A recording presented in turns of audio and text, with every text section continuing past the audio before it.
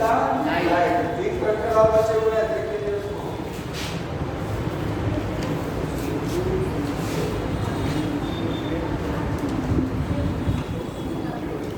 Carbon dioxide concentration, light में एक चीज और नोट कर लीजिएगा, लाइट वाले में light rarely function as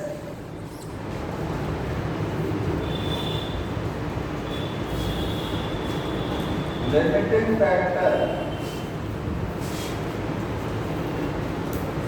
limiting factor जानते हैं, अगर कोई भी फैक्टर जिसमें आप पढ़ रहे हैं लाइट, टेम्परेचर, वाटर, अरे अगर कोई भी फैक्टर फोटोसिंथेसिस को प्रभावित करता है उसको क्या बोलेंगे? Limiting factor. लाइट बहुत कम रेयर केस में फोटोसिंथेसिस को प्रभावित करती है, क्योंकि लाइट की कमी नहीं होने पाती। नाइट की बात तो अलग है, नाइट में तो लाइट नहीं आएगा, लेकिन दिन है, सूरज निकलेगा, ठीक है, होगा ही, लाइट आएगी। और प्लांट को जो लाइट चाहिए वो कितनी चाहिए? 10% लाइट चाहिए। इंसिडेंट जो रेडिएशन आता है इस अर्थ पर, सनलाइट जो आती है उसका 10% प्लांट क्या करते हैं? फोटोसिंथेसिस में यूज करते हैं, ओनली 10%, ज्यादा लाइट नहीं चाहिए। तो light rarely function as a limiting factor. Light बहुत रेयर केसेस में ही फोटोसिंथेसिस को प्रभावित करती है, क्योंकि लाइट, पहली बात तो प्लांट को बहुत कम चाहिए, जितनी उनको लाइट चाहिए उतनी लाइट उनको कहीं ना कहीं से मिल जाती है। तो कहाँ पर ये लिमिटिंग फैक्टर का काम करेगा? कुछ एरिया ऐसे हैं जहाँ लाइट का होता है, लिमिटिंग फैक्टर होता है, ठीक है। जैसे डेंस फॉरेस्ट, डेंस फॉरेस्ट समझ रहे हैं, घना जंगल। तो घना जंगल है तो कितनी भी लाख लाइट आएगी तो नीचे लाइट नहीं पहुंचेगा। नीचे लाइट, जो प्लांट घने जंगल में नीचे है, घास वगैरह, वहाँ लाइट नहीं आएगी प्रॉपर। तो डेंस फॉरेस्ट को छोड़ दीजिए। डीप ओशियन, समुद्र की गहराइयों में लाइट क्या होती है? बहुत कम पहुंचती है, 200 मीटर तक केवल लाइट जाती है समुद्र में।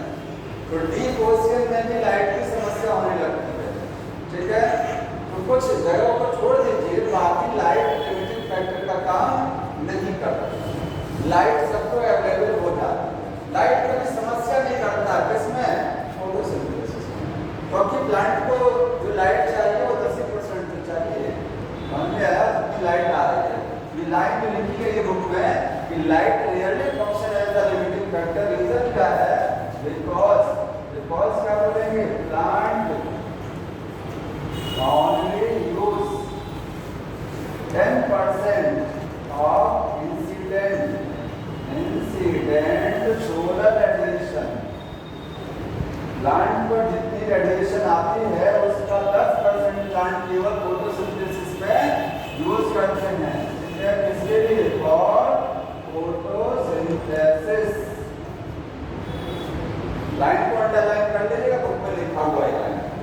तो कहाँ वो लिमिटिंग फैक्टर का काम करेगा? कहाँ लिखेंगे? एक्सेप्ट। कहाँ लिमिटिंग फैक्टर होगा? Except dense forest. Dense forest में लाइट लिमिटिंग फैक्टर का काम करेगी, लाइट समस्या पैदा कर सकती है। और कहाँ पर? Deep ocean. डीप ओशियंस में यहाँ लाइट क्या है? लिमिटिंग फैक्टर का काम करेगा। अरे बुक में अंडरलाइन कर लिया करिए, उसमें सब मेंशन है, ठीक है। ये समझ में आ गया। दूसरी चीज, अब पढ़ क्या रहे हम लोग? Carbon dioxide. तो कार्बन डाइऑक्साइड मोस्ट, हजार 4 आपने फैक्टर पढ़े, लाइट, टेम्परेचर, वाटर और CO2।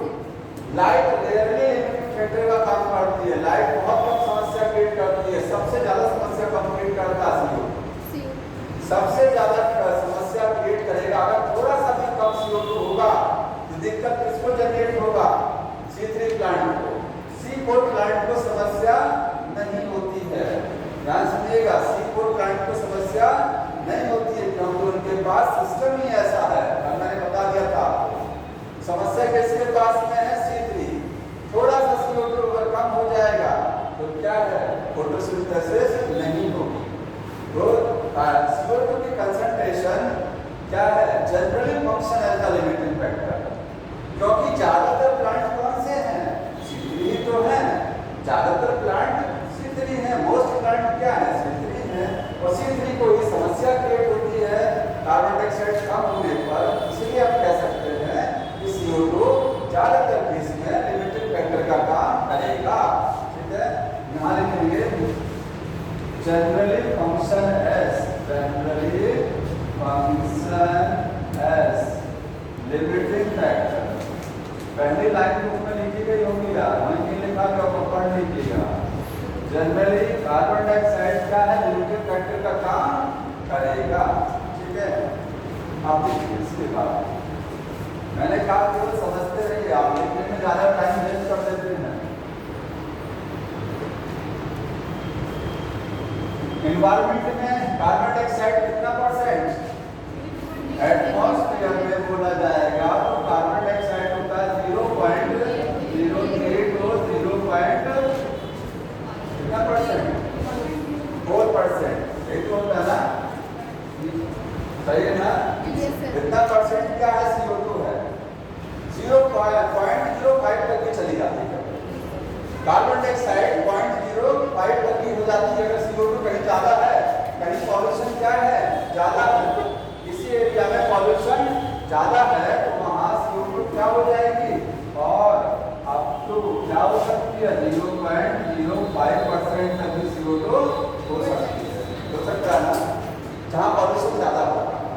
अब इसको हम एक तरीके से ऐसे भी लिख सकते हैं कि 300 से 400 300 से 400 माइक्रोलीटर पर लीटर, मतलब एटमॉस्फेयर में CO2 की कंसंट्रेशन कितनी है।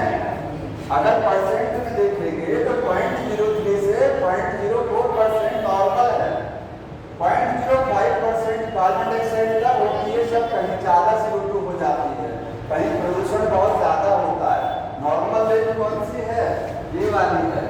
इसको अगर माइक्रोलीटर में लिखेंगे, एक दूसरी यूनिट में कन्वर्ट करेंगे तो 300 से लेकर के 400 माइक्रोलीटर पर लीटर। इसका मतलब समझ रहे हैं, 1 लीटर वॉल्यूम अगर जितनी भी गैसेस हैं, फ्रैक्शन निकालना जानते हैं ना, फ्रैक्शन जो एक पर्टिकुलर गैस का निकालना हो तो सारी गैसेस का वॉल्यूम डिवाइड किससे डिवाइड करेंगे, कार्बन डाइऑक्साइड का जो वॉल्यूम होगा उसको बाकी गैसेस के वॉल्यूम से डिवाइड कर देंगे। तो अगर 1 लीटर गैस में कितना होगा 300 माइक्रोलीटर, 1 लीटर टोटल गैस है अगर एनवायरमेंट में तो उसमें 300 माइक्रोलीटर क्या होता है CO2। ये वॉल्यूम के रेशियो में, ये परसेंटेज है, ये वॉल्यूम है। 300 से 400 माइक्रोलीटर CO2 होगा किसमें, 1 लीटर टोटल गैसेस। कितनी गैसेस है 1 लीटर, समझ आया? और कितना मैक्सिमम हो सकता है 500 तक, कितना 500 तक, अप टू 500 माइक्रोलीटर तक भी हो सकता है। तो कार्बन डाइऑक्साइड की नॉर्मल रेंज ये है, समझ में आया? अब देखिए इसके बाद जो C3 प्लांट होते हैं, C3 प्लांट्स को सबसे ज्यादा समस्या क्रिएट होती है। बुक में एक लाइन लिखा गया है, अगर लाइट की इंटेंसिटी कम होगा, ध्यान से देखिएगा, अगर लाइट की इंटेंसिटी कम होगा तो C3 हो या C4 हो, ठीक है, चाहे जितना कार्बन डाइऑक्साइड दे दिया जाए, चाहे जितना CO2 हो जाए, सफिशिएंट CO2 होने के बावजूद भी अगर लाइट की इंटेंसिटी कम है तो ना तो C3 में सफिशिएंट फूड बनेगा ना C4 में बनेगा। समझ रहे हैं इस लाइन को? कार्बन डाइऑक्साइड अगर सफिशिएंट है, देखिए 4 फैक्टर है ना, 4 के चारों अच्छे खासे होने चाहिए। एक भी डिस्टर्ब हो गया तो 3 फैक्टर रह के कुछ नहीं कर पाएंगे, वो नहीं बना पाएंगे। इसलिए जो लाइन लिखा गया तो पढ़ लीजिएगा, लिखा है एट लो लाइट इंटेंसिटी, क्योंकि लाइट भी तो जरूरी है, लाइट भी तो जरूरी है फोटोसिंथेसिस के लिए। कम हमने लाइट को डिस्कस किया था, अगर लाइट कम हो जाएगी तो बाकी जो फैक्टर है वो अच्छे खासे है, CO2 बढ़िया है, वाटर बढ़िया है, कुछ नहीं कर पाएंगे, लाइट कम है। ये जो लाइन लिखा है ये केवल आपने समझने के लिए है, इसको समझ के छोड़ दीजिए, रटना नहीं है। लाइट अगर कम है तो ना तो C3 में फूड बनेगा सफिशिएंट, ना C4 में बनेगा, क्योंकि लाइट कम है। समझ में आ रहा है? ये लाइन समझ में आई यहाँ तक? क्योंकि लाइट कम आ रही है, ये CO2 रह के कुछ नहीं कर पाएगा, CO2 सफिशिएंट है, कोई मतलब नहीं रह जाएगा। लेकिन अगर लाइट की इंटेंसिटी ज्यादा है, लाइट की इंटेंसिटी क्या है, ज्यादा।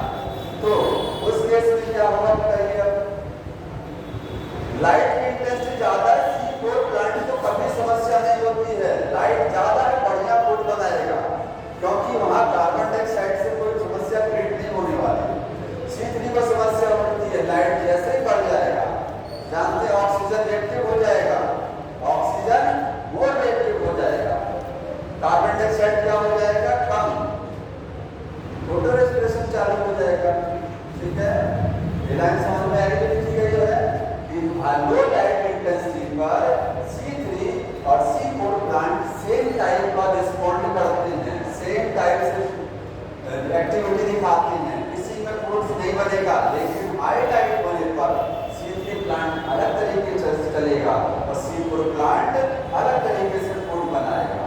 C4 ज्यादा बनाएगा और C3 क्या करेगा, ना कि बहुत कम बनाएगा, लेकिन कम बनाएगा। ठीक है, अब C3 प्लांट का जो एक चीज और देखिए, C3 जो प्लांट होते हैं इनका कार्बन डाइऑक्साइड सैचुरेशन कितना होता है। सैचुरेशन का मतलब समझते हैं, अगर आपको बोल दिया जाए कि 1 लीटर या 1 किलो खाने में आपका पेट भर जाता है, तो आपके पेट की क्षमता कितनी है, 1 kg है, आपका पेट 1 kg में भूख खत्म हो गई, पेट भर गया। कार्बन डाइऑक्साइड C3 जो प्लांट होते हैं, पहले C4 को देख लीजिए, बुक में पहले किसको लिखा है, C4 देख लीजिए। C4 जो प्लांट है इनका CO2 सैचुरेशन कितना होता है, 360 माइक्रोलीटर। 360 माइक्रोलीटर इनको क्या चाहिए, कार्बन डाइऑक्साइड चाहिए, तब जाकर के इनको क्या है, मतलब 360 मिल जाएगा, 360 मिल जाएगी ना, ये अपना काम चला रहे हैं। हमने बताया था C4 प्लांट को कम कार्बन डाइऑक्साइड मिल जाए, उस पर भी क्या है, वो अपना काम चला लेता है, थोड़े से में इसका पेट भर जाता है, तो 360 तक CO2 मिल जाए, कोई समस्या नहीं है, ये सैचुरेशन हो जाएगा, ये खुश हो जाएगा 360 पर। ठीक है, कहां तक, आपको 360 समझ गया। लेकिन जो C4 प्लांट होते हैं, C3 का CO2 सैचुरेशन जो लिमिट है, सैचुरेशन लिमिट वो कितनी है, वो है बियॉन्ड लिखा गया, बियॉन्ड का मतलब उससे ज्यादा, बियॉन्ड 450 माइक्रोलीटर, 450 माइक्रोलीटर से ज्यादा CO2 अगर मिलेगा तो जाकर के इनका है सैचुरेट हो गया, तब इनका पेट भरेगा। समझ रहे हैं, C3 प्लांट को कितनी मिल जाए, 360 मिल जाएगी। 360 को अगर परसेंटेज निकालेंगे तो कितना हो जाएगा, 0.036 आ जाएगा। ठीक है, और इनको कितना है, 450 से ज्यादा चाहिए, ज्यादा बोल रहा है, देख इसका मतलब CO2 ज्यादा किसको चाहिए होती है, जानते भी हैं, C3 को चाहिए। अब एक चीज बताइए, नेचर में C4 प्लांट जो है, नेचर में कितना कार्बन डाइऑक्साइड है, देखिए नेचर में जो जनरल रेंज है सारा, मोस्टली कार्बन डाइऑक्साइड कितना होती है, 300 से 400, तो 300 से 400 के बीच में 360 आता है। इसका मतलब C4 प्लांट को उतनी CO2 मिल जाती है जितनी वातावरण में है, वातावरण में कितनी CO2 है, 400 तक है नॉर्मली, इनका तो काम चल जाता है, इनका पेट नहीं भरता है, क्योंकि इनको 450 नॉर्मल कहाँ है, 400 तो है, वो तो 500 तक जाएगा जहाँ पॉल्यूशन होगा।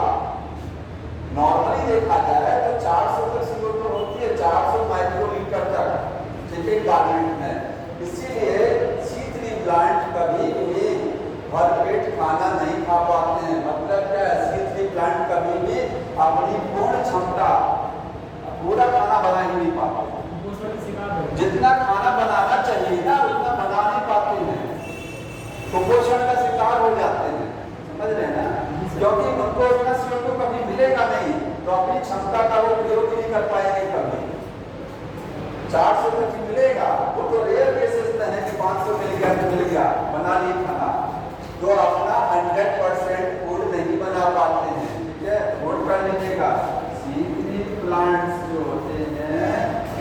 जनरली लिख रहा हूं मैं। जनरली का मतलब ऐसा नहीं है कि हमेशा, नॉर्मली, ठीक है। नेवर परफॉर्म 100% फोटोसिंथेसिस, कभी ये 100% फोटोसिंथेसिस नहीं कर पाते हैं। क्यों? क्योंकि CO2 लिमिटेड फैक्टर है। एक और रीजन क्या है? CO2 कंसंट्रेशन क्या है? लेस देन, क्या लिखेंगे? Concentration up to 400 microlitre. 400 तक कितनी होती है नॉर्मली CO2? इनको 450 के ऊपर चाहिए, तो पूरा खाना नहीं बना पाते। इसी से फोटो रेस्पिरेशन होता है फ्लैट ब्रेन के अंदर। तो अगर कहा जाए कि कार्बन डाइऑक्साइड किसके लिए लिमिटिंग फैक्टर है? C3 के लिए है, C4 के लिए कभी नहीं होगा। और चूंकि C3 प्लांट ज्यादा हो गए हैं, इसलिए CO2 जनरली लिमिटिंग फैक्टर का काम करता है। लाइट रेयरली है, CO2 जनरली। ठीक, आगे इसके बाद में है टेम्परेचर। तो जानते हैं लाइट से क्या जनरेट होता है? टेम्परेचर। लाइट तेज रहेगा, टेम्परेचर हाई रहेगा। जितनी तेज लाइट उतना टेम्परेचर हाई, ठीक है। तो टेम्परेचर जो होगा C3 प्लांट और C4 प्लांट, एक चीज समझते हैं, ऑप्टिमम टेम्परेचर क्या होता है? ऑप्टिमम वो तापमान जिस पर पौधे बढ़िया से फोटोसिंथेसिस करा ले जाते हैं, अपनी पूरी क्षमता के साथ फोटोसिंथेसिस कराते हैं, वो ऑप्टिमम टेम्परेचर है, बढ़िया वाला टेम्परेचर। ठीक, तो टेम्परेचर नहीं देंगे कि जो C3 प्लांट होते हैं, C3 प्लांट, इनके लिए टेम्परेचर ऑप्टिमा कितना है? ऑप्टिमा 20 से 25 डिग्री अगर रहेगा तो ये बढ़िया से फूड बना ले जाएंगे, ठीक है। लेकिन जो C4 प्लांट होते हैं, इनका टेम्परेचर ऑप्टिमा क्या है? इनका है 20 से 40, सही है ना। मतलब ये थोड़ा सा हाई टेम्परेचर पर ग्रो करते हैं, इनको तापमान ज्यादा चाहिए, हाई टेम्परेचर पे रहते ही हैं, तो इनका टेम्परेचर ऑप्टिमा क्या है? ज्यादा है। इतने टेम्परेचर मिलेगा तो बढ़िया से क्या करेंगे? फोटोसिंथेसिस करेंगे। अगर टेम्परेचर लो हुआ तो बताइए क्या होगा? ना तो C3 में फूड बनेगा, ना C4 में बनेगा। बहुत लो टेम्परेचर पर नहीं बनेगा। क्यों? कारण बताइए, बताओ। लो टेम्परेचर पर किसी में फूड नहीं बनेगा, क्योंकि टेम्परेचर लो होने पर एंजाइम इनएक्टिव हो जाते हैं। इनएक्टिव, डार्क रिएक्शन डिस्टर्ब हो जाएगी। कौन सी रिएक्शन डिस्टर्ब होगी? डार्क एंजाइमेटिक रिएक्शन है ना। तो लो टेम्परेचर पर क्या होगा? एंजाइम इनएक्टिव हो जाएंगे, काम नहीं करेंगे, तो डार्क रिएक्शन नहीं चलेगा। डार्क रिएक्शन क्या होगा? वो नहीं चलेगा। और हाई टेम्परेचर अगर हो जाएगा, हाई का मतलब वेरी हाई, बहुत ज्यादा तेज हो जाएगा, तो क्या होगा? तब भी ना तो C3 प्लांट फूड बनाएंगे, ना C4 प्लांट में जब आप डिफरेंस पढ़ रहे थे तो आपने देखा था कि C4 प्लांट हाई टेम्परेचर पर बढ़िया से फूड बनाते हैं, लिखा है ना उसमें। हाई टेम्परेचर पर फोटोसिंथेसिस हाई हो जाती है, लेकिन बहुत हाई होने पर दोनों में डिस्टर्ब हो जाएगा, क्योंकि एंजाइम डिनेचर हो जाएगा, एंजाइम खराब हो जाएगा, ठीक है। तो वेरी हाई से मैंने लिखा है, वेरी हाई पर क्या होगा? एंजाइम डिनेचर खराब हो जाएगा, जिससे फिर क्या होगा? डार्क रिएक्शन नहीं चलेगा और फूड नहीं बनेगा। इसका मतलब टेम्परेचर कौन सा चाहिए? ना बहुत ज्यादा वाला चाहिए, ना बहुत कम चाहिए, ठीक है। बहुत ज्यादा भी नहीं चाहिए, बहुत कम। वो कौन सा रेंज है? 20 से 25 इनके लिए है, 30 से 40 इनके लिए। बन गया है। अगर इसको ग्राफ के रूप में देखेंगे तो ग्राफ रूप में ऐसे लिखा गया है, इधर टेम्परेचर लिखा गया है, इधर क्या है? रेट ऑफ फोटोसिंथेसिस लिखा हुआ है। C3 प्लांट के लिए अगर ग्राफ बनाएंगे तो ये 20 अगर यहाँ है और 30 कहाँ है? यहाँ है। तो ग्राफ इस तरीके से देखिए, ये ग्राफ को ऐसे उठाया गया है ना। मतलब 20 और 30 के बीच में देखिए बढ़िया से कोण बना रहे हैं, जैसे जैसे टेम्परेचर बढ़ेगा फोटोसिंथेसिस बढ़ती चली जाएगी और एक 20 से 30 के बीच में एक रेंज जब आएगा तो उस पर फोटोसिंथेसिस क्या हो जाएगा, मैक्सिमम हो जाएगा। उसके बाद 30 के बाद अगर टेम्परेचर बढ़ाएंगे फोटोसिंथेसिस क्या हो जाएगी, घटती चली जाएगी। ठीक है, तो ये ग्राफ है इस तरीके से एक ग्राफ। तो टेम्परेचर में एक ऑप्टिमम टेम्परेचर होना चाहिए और कुछ लिखा गया टेम्परेचर में ग्रुप में देख के बता दीजिए, कुछ भूलना हो तो कुछ ऐसा और लिखा हुआ है, नहीं लिखा ना, आगे बढ़ जाए। वाटर अगला फैक्टर कौन सा है, वाटर लास्ट फैक्टर। तो वाटर के बारे में एक चीज समझ लीजिए कि वाटर कभी डायरेक्टली फोटोसिंथेसिस को अफेक्ट नहीं करता है, डायरेक्टली नहीं करता है। ठीक है, डायरेक्टली का मतलब समझना है सीधे, वाटर इनडायरेक्टली अफेक्ट करता है। फोटोसिंथेसिस वाटर की वजह से डायरेक्ट प्रभावित नहीं होती है। अभी समझ में आएगा, पहले लिख लीजिए, not affect rate of photosynthesis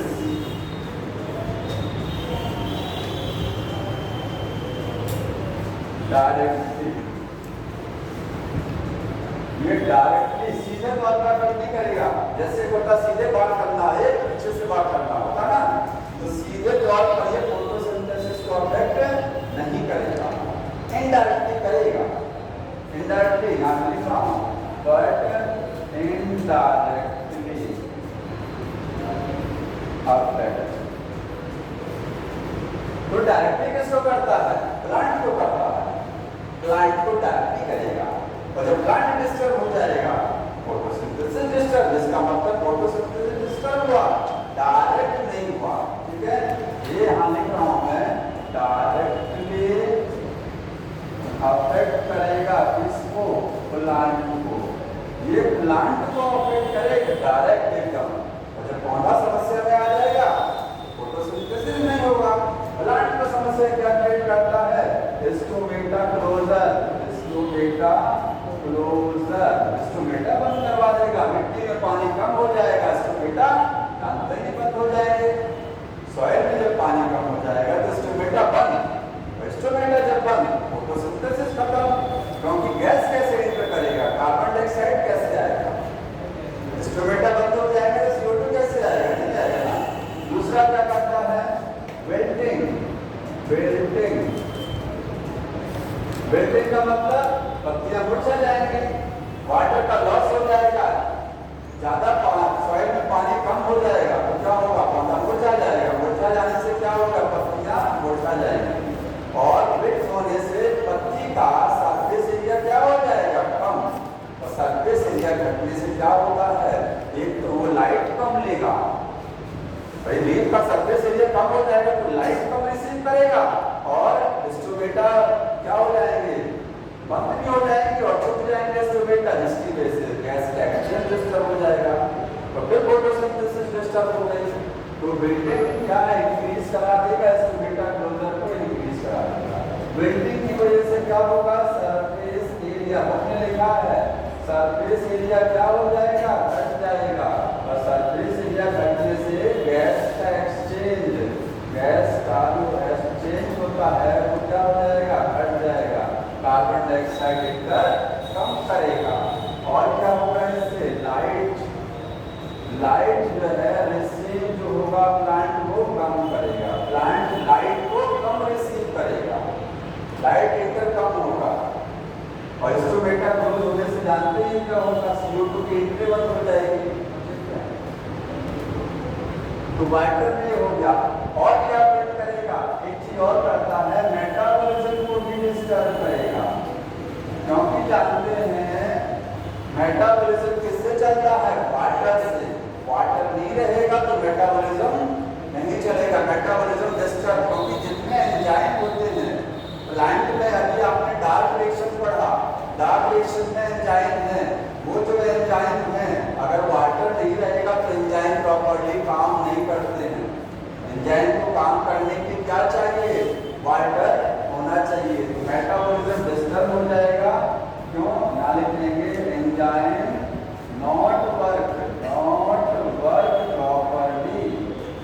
enzyme बढ़ने से काम नहीं करेंगे। जितनी चीजें हैं तो वाटर का स्टेटस कम हो जाएगा। हाँ,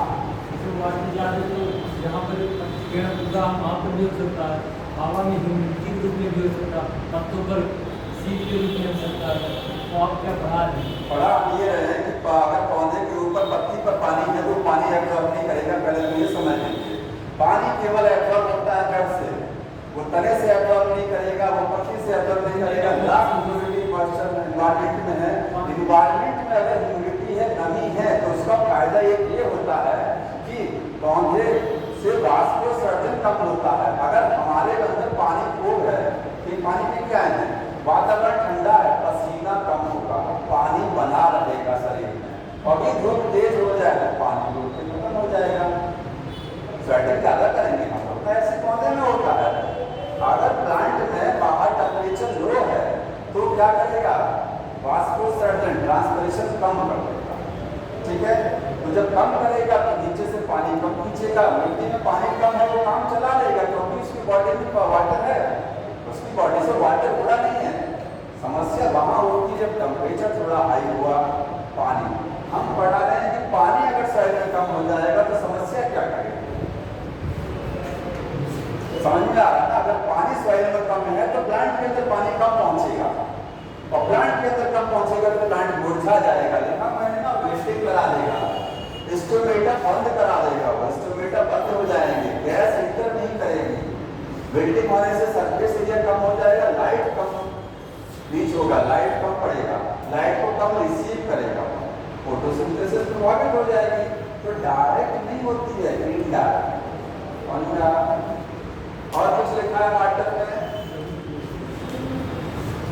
नहीं, पढ़ते बताती है। जैसे इसके बाद में एक क्वेश्चन और बताइए, अगर लाइट प्लांट पे लाइट लगातार पड़ रही है, लगातार, तो फोटोसिंथेसिस ज्यादा होगा। मतलब कंटिन्यूअस लाइट में, लाइट कैसी है, कंटिन्यूअस, वहां फोटोसिंथेसिस ज्यादा होती है कि डिसकंटिन्यूअस में होती है। लाइट रुक रुक करके आ रहा है, जैसे ये है आज का मौसम, लाइट आया, बादल आ गया, लाइट आया, क्लाउड हो गया। आज ऐसे समय फूड ज्यादा बनता है कि लाइट दिन भर एकदम फुल लाइट रहती है, उस समय फूड ज्यादा बनता है। डिसकंटिन्यूअस रीजन समझ में आता है? क्या रीजन है कि डिसकंटिन्यूअस में फूड ज्यादा बनेगा, आज के दिन फूड ज्यादा बनेगा, बताइए। लगातार लाइट पड़ रही है अगर प्लांट पे 12 घंटा 10 घंटा, फूड कम बनेगा। लाइट रुक रुक करके आ रहा है, थोड़ी देर पड़ा फिर बादल, पड़ा फिर बादल, जितनी बार बादल आएगा उतना ही ज्यादा पड़ना फूड बनेगा। कारण ये है, लाइट रिएक्शन जो होती है, देखिए लाइट रिएक्शन चलती है, चलता है ना, लाइट रिएक्शन के लिए लाइट चाहिए, डार्क रिएक्शन के लिए लाइट नहीं चाहिए। दिन के समय दोनों चल रहा है, लाइट भी चल रहा है, लाइट रिएक्शन में बनता क्या है, एटीपी और एनएडीपी। लाइट रिएक्शन फास्ट चलती है, डांसलिएगा फास्ट है। ये जो आप लाइट रिएक्शन बता रहे हैं, ये कैसी है, फास्ट है, ये बहुत फास्ट चलती है लाइट रिएक्शन। डार्क रिएक्शन क्या चलती है, स्लो, डार्क होता है स्लो, और लाइट कैसी होती है, लाइट रिएक्शन फास्ट।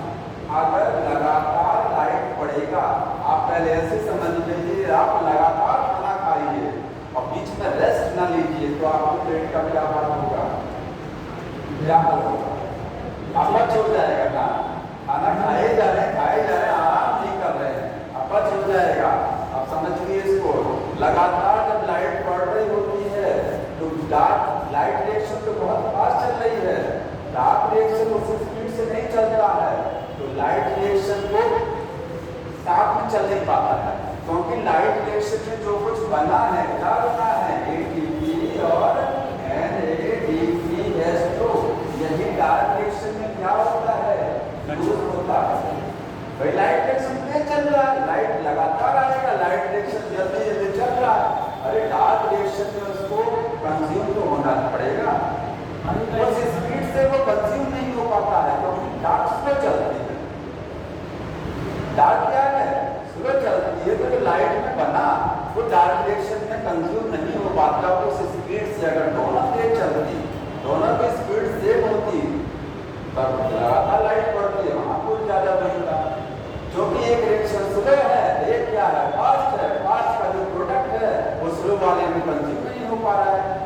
लगातार जो लाइट पड़ेगी तो जल्दी जल्दी एटीपी बनता चला जाएगा और डार्क रिएक्शन में वो यूज नहीं हो पाएगा। समझ में आया?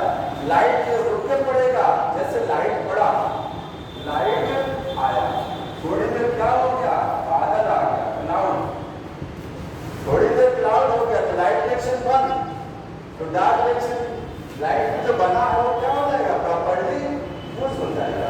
फिर लाइट रिएक्शन चला और फिर क्या आ गया, क्लाउड आ गया, लाइट में जो बना वो डार्क में यूज, वही सेम सिस्टम। आपने खाना खाया, बच गया, फिर खाना खाया, बन जा रहा, यूटिलाइज होना चाहिए लाइट रिएक्शन का प्रोडक्ट, यूटिलाइज नहीं होगा तो प्रॉपर्टी नहीं चलेगा। अब सीधे क्वेश्चन पर और कुछ पूछना तो बताइए। हाँ किसमें? हाँ डिफरेंस देख लीजिए, लाइट रिएक्शन और डार्क रिएक्शन। पहला डिफरेंस है कि लाइट रिएक्शन कहाँ चलती है, ग्रेविटम में। थाइलेकॉइड में बोलेंगे हाँ, बोलेंगे स्टोमल एप्नी में हाँ चलेगा, ठीक है, तब में चलेगा। और डार्क रिएक्शन कहाँ चलता है, ये स्ट्रोमा में चलता है। दूसरा है लाइट रिएक्शन, लाइट की वजह से चलती है, लाइट जरूरी है, लाइट नेसेसरी है, बिना लाइट के नहीं चलेगा, डार्क नहीं चलता। डार्क रिएक्शन के लिए नॉट नेसेसरी, लाइट जरूरी नहीं है, जरूरी नहीं है, ठीक है, तभी चल रहा है, बादल आ गया तभी चल रहा है, लाइट जरूरी नहीं है। तीसरा डिफरेंस यहाँ एटीपी बनेगा और NADPH2 बनेगा और ऑक्सीजन बनेगा, ध्यान रखिएगा ऑक्सीजन भी बनता है, ठीक है। और यहाँ क्या बनेगा, यहाँ पर ग्लूकोज बनेगा, ठीक है, क्या बनेगा, ग्लूकोज। ये क्या है, रोड नंबर फास्ट है और ये क्या है, स्लो है। हाँ एंजाइमेटिक नॉन एंजाइमेटिक, ठीक है, इसमें एक एंजाइम है, ध्यान रखिएगा, ये पूरी तरीके से नॉन एंजाइमेटिक नहीं है। एक सिंगल एंजाइम एटीपी सिंथेटेज है जो एटीपी बनाता है, आप इग्नोर नहीं कर सकते हैं, एक एंजाइम है, ठीक है। तो लिखा तो बुक में रहता है नॉन एंजाइमेटिक को एंजाइमेटिक, लेकिन क्या है, क्योंकि एक है जो एक को हम लोग नहीं के बराबर मान लेते हैं, एक को नहीं के बराबर मान के चलते, इसलिए लिख देते हैं बुक में कि नॉन एंजाइमेटिक है वो एंजाइमेटिक, लेकिन एक एंजाइम को ध्यान रखना। आगे not very sensitive, very sensitive to temperature और पीएच, क्योंकि इसमें एंजाइम एक है केवल, ना के बराबर एंजाइम है, एक सिंगल एंजाइम है, तो इस पर तापमान बदल जाएगा, तापमान का कोई विशेष फर्क नहीं है, टेम्परेचर कम हो गया, टेम्परेचर बढ़ गया, लाइट रिएक्शन पर कोई विशेष फर्क नहीं पड़ना, एक सिंगल एंजाइम केवल है। यहाँ तो एंजाइम कई हैं, यहाँ तो कई एंजाइम हैं, तो ये ज़्यादा सेंसिटिव है, ये टेम्परेचर के लिए ज़्यादा सेंसिटिव का मतलब समझते हैं, संवेदनशील है, ठीक है, लिखेंगे मोर सेंसिटिव तो टेम्परेचर एंड पीएच। पीएच भी एंजाइम को खराब कर सकता है अगर पीएच कम और ज़्यादा हो गया। और डिफरेंस और कोई डिफरेंस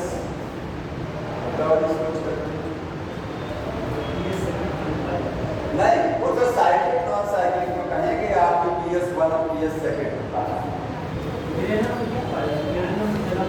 नहीं, तो वो जब साइक्लिक और नॉन साइक्लिक पढ़ते, लाइट रिएक्शन दो प्रकार का होगा ना, साइक्लिक और नॉन साइक्लिक, वहाँ पढ़ते हैं कि PS1 है, लेकिन क्या है दोनों, यहाँ वो डिफरेंस नहीं आया, ठीक है, और कोई डिफरेंस नहीं है, लाइट डिफरेंस है, लाइट रिएक्शन और डार्क रिएक्शन।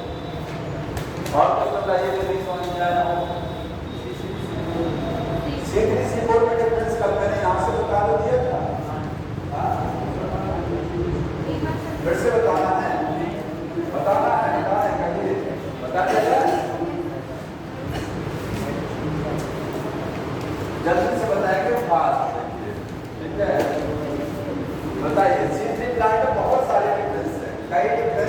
से सुनते जाइए। बोल के बताता हूँ, एक तो यहाँ पर बोल के बताते हैं। चलिए, C3 प्लांट में carbon dioxide first acceptor of the CO2 कौन है यहाँ? बताते जाइए। First acceptor of CO2 C3 CO2 को सबसे पहले कौन रिसीव करता है? पीजीए नहीं, RUBP। ठीक है, यहाँ कौन है? ADP।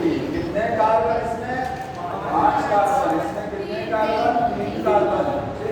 यहाँ कौन सा एंजाइम C3 में इन्वॉल्व हुआ है? तो इसको है। यहाँ कौन सा है? लैक्टेज है, लैक्टेज। ठीक है, C3 प्लांट C3 साइकिल में फर्स्ट प्रोडक्ट क्या बनता है? पीजीए। वहाँ फर्स्ट प्रोडक्ट क्या बनता है? Oxalic acid. यहाँ उसमें कितना कार्बन? 3। उसमें कितना कार्बन? 4। C3 साइकिल कहाँ चलती है? मीजोफिल सेल में। C4 साइकिल कहाँ चलती है? बंडल सेल में। कहाँ चलती है?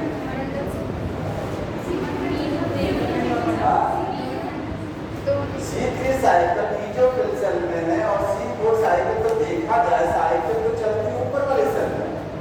ऊपर वाली नीचे दोनों मिला करके बंडल सेल और मीजोफिल दोनों। बाहर वाली मीजोफिल, नीचे वाली क्या है? Bundle cell. समझ रहे हैं ना? दोनों में चलता। ठीक, अरे क्यों नहीं चलेगा बंडल सेल में? C3 साइकिल चलता है क्या है? बंडल से ये हमने कुछ और दिखाया होगा। अच्छा, पढ़ लीजिए। मैंने ये कहा था जो C3 साइकिल है, ध्यान से देखिएगा, मुझे याद है। यहाँ से फिर से देखिए, ये है यहाँ से साइकिल कार्बन डाइऑक्साइड एंटर हुआ था, यहाँ से मैलिक एसिड बना था। मैलिक एसिड यहाँ से क्या रिलीज किया था? पायरुविक एसिड रिलीज हुआ था। पायरुविक एसिड, ये पायरुविक एसिड यहाँ पे आया था और क्या बनाया था? PDP। हमने कहा था ये वाला साइकिल जो है वो C4 साइकिल है। ये वाला साइकिल C4 है। C4 साइकिल में C3 साइकिल इंक्लूड नहीं है। C3 साइकिल अलग है। C4 प्लांट के अंदर, C4 प्लांट में दोनों साइकिल चलता है। C3 भी चलता है, C4 साइकिल केवल यही इतना साइकिल है। यहाँ से जो बाईपास होता है ना, यहाँ से जो कार्बन डाइऑक्साइड निकलती है और कौन सा साइकिल चलता है? C3, वो अलग है। ये देखिए दोनों सेल में चल रहा है। ऊपर मीजोफिल है, नीचे क्या है? बंडल। चेक कर लेते एक बार, हो सकता है मिस्टेक हो जाए। ठीक है, दोनों सेल में ध्यान रखेंगे, ये साइकिल दोनों सेल में ऑपरेट होती है। और डिफरेंस बताइए इसको। और डिफरेंस देखिए, कार्बोक्सिलेशन कितनी बार होता है? 1 टाइम। सर बंडल सीट में जो है C3 साइकिल है, उसका क्लोरोप्लास्ट में चलता है। क्या करें? बंडल सीट है जो क्लोरोप्लास्ट है, उसमें C3 साइकिल चलता है ना। अरे मीजोफिल सेल में क्लोरोप्लास्ट है, बंडल सीट में क्लोरोप्लास्ट है। क्लोरोप्लास्ट दोनों में है। ठीक है, तो कहा जाएगा तो ऊपर वाले सेल तो मीजोफिल है, नीचे वाले सेल कौन से? बंडल सीट है ना। अब हम कह रहे हैं कि C3 या C4 साइकिल चल रही है तो क्लोरोप्लास्ट के स्ट्रोमा में नहीं चलेगी। कहाँ चलेगा? भाई हम सेल का नाम बोल रहे हैं ना, जो मीजोफिल है बंडल, उसमें भी क्लोरोप्लास्ट है, उसमें भी क्लोरोप्लास्ट है तो क्लोरोप्लास्ट के अंदर ही चलेगा। चलेगा क्लोरोप्लास्ट में। प्योर सेल का नाम है तो नाम। अगला, कार्बोक्सिलेशन कितनी बार होता है? CO2 फिक्सेशन कितनी बार होता है? यहाँ एक बार CO2 फिक्सेशन होता है ना पहली बार। और यहाँ CO2 फिक्सेशन कितनी बार होता है? 2 बार। एक बार ऊपर वाले सेल में, ध्यान आ रहा है ना? समझ रहे हैं इस बात को? और एक बार मीजोफिल में जब रिस्टो के साथ मिक्स होता है CO2 तो 2 टाइम्स CO2 फिक्सेशन होता है। हाँ, 2 बार। तो पहले कैसे पायरुविक एसिड में कन्वर्ट होता है तो CO2 रिलीज होती है, वो CO2 क्या होती है? फिक्स। अगला डिफरेंस क्या है? अगला ये है कि यहाँ फोटो रेस्पिरेशन होता है, वहाँ फोटो रेस्पिरेशन नहीं होता है। और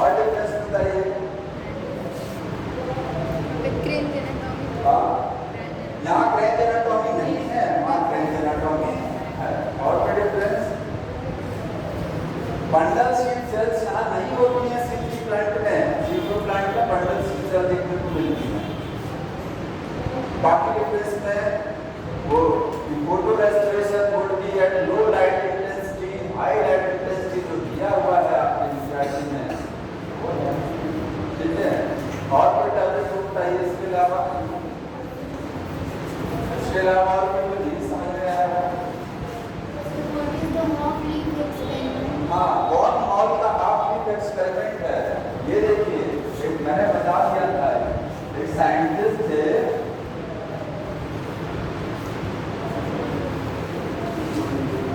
उन्होंने एक एक्सपेरिमेंट किया था, हाफ लीफ एक्सपेरिमेंट। ये प्लांट लिया, इस प्लांट की लीफ को आधा किसने बंद कर दिया? एक बीकर में, एक ग्लास के अंदर लीफ का आधा हिस्सा इस तरीके से फंसा दिया। ये ग्लास का है, लीफ का आधा हिस्सा किसके अंदर फंसा दिया? ग्लास में। और इस ग्लास में क्या रख दिया? KOH का सॉल्यूशन रख दिया। और इस ग्लास को पूरी तरीके से क्या कर दिया? एयर टाइट कर दिया, ताकि बाहर से कोई एयर एंटर न करे और अंदर से कोई एयर बाहर न जाए। क्या सिद्ध करना चाहते थे? Carbon dioxide is necessary for photosynthesis. CO2 जरूरी है फोटोसिंथेसिस के लिए। कैसे प्रूव किया इन्होंने? सॉल्यूशन कौन सा लिया? KOH। KOH की खासियत क्या होती है? कार्बन डाइऑक्साइड को क्या कर लेता है? अब्सॉर्ब कर लेता है, सोख लेता है। तो जब इस ग्लास को बंद कर रहे थे तो पहले जितनी कार्बन डाइऑक्साइड देखिए, ये पूरा सेटअप गमले में लगा, प्लांट लिया, आधी पत्ती को उसको फंसा करके इसमें ग्लास में अंदर KOH रख के धूप में रख दिया। देखा फोटोसिंथेसिस आने वाले समय में नहीं होगा, इसका कोई नहीं बनेगा। यहाँ कोई बनता है, क्यों नहीं बनेगा? क्योंकि यहाँ जितनी CO2 पहले से रहेगी वो सारी CO2 को कौन एब्जॉर्ब कर लेगा? KOH। और बाहर से कोई CO2 आएगा नहीं, प्लांट को CO2 मिलेगा नहीं, तो फोटोसिंथेसिस नहीं होगा। समझ में आ रहा है? मैंने लास्ट में बता। और बताइए, और कोई पूछना है? क्वेश्चन करा दो डायरेक्ट इस पे। Yes, sir. हाँ,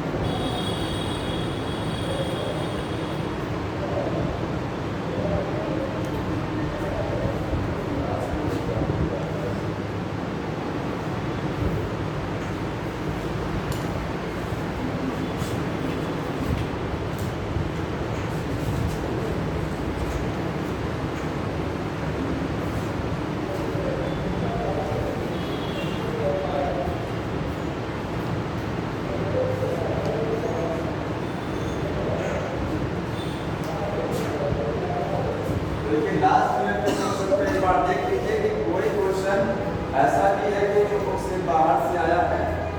आपके मन में जितना मैंने बताया उसी में से रहेगा, उसी में सारा है। मैं यहाँ पर क्वेश्चन सेट कर दे रहा हूँ, देखिए। गुड मॉर्निंग 19 के बाद से लेकर के अब तक के क्वेश्चन, इतने क्वेश्चन देखिए 19 के बाद से हैं। ये बताइए, which of the following require for the dark reaction? क्या चाहिए डार्क रिएक्शन में? डार्क रिएक्शन में क्या क्या चीजों की जरूरत पड़ती है?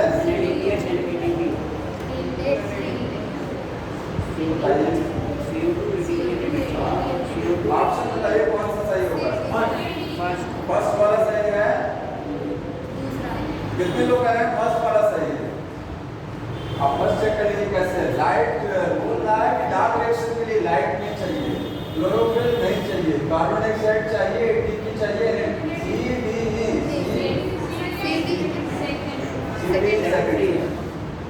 आपको लाइट नहीं चाहिए। डार्क रिएक्शन के लिए कभी लाइट नहीं चाहिए। लाइट नेसेसरी नहीं है तब भी दिक्कत नहीं है, नहीं तभी कोई समस्या।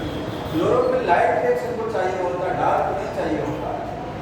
लेकिन एक चीज ध्यान रखना, लाइट नहीं चलेगा तो डार्क तो नहीं चलेगा ना। लेकिन वो नहीं पूछ रहा है, ये पूछ रहा है क्या चाहिए डार्क रिएक्शन, डायरेक्ट क्या चाहिए। ठीक है, आगे how many molecule of ATP option यहाँ भूलेगा नहीं। ऑप्शन में कुछ रजिस्टर नहीं है, रजिस्टर करना पड़ता है। लेकिन सेकंड वाले में जाएगा ही नहीं, पूरा रजिस्टर करना पड़ता है ना, तब आप चेक कर लीजिए। How many molecule of ATP required for every CO2? एक CO2 के लिए कितना एटीपी एनएडीपीएस तो रिक्वायर्ड होता है।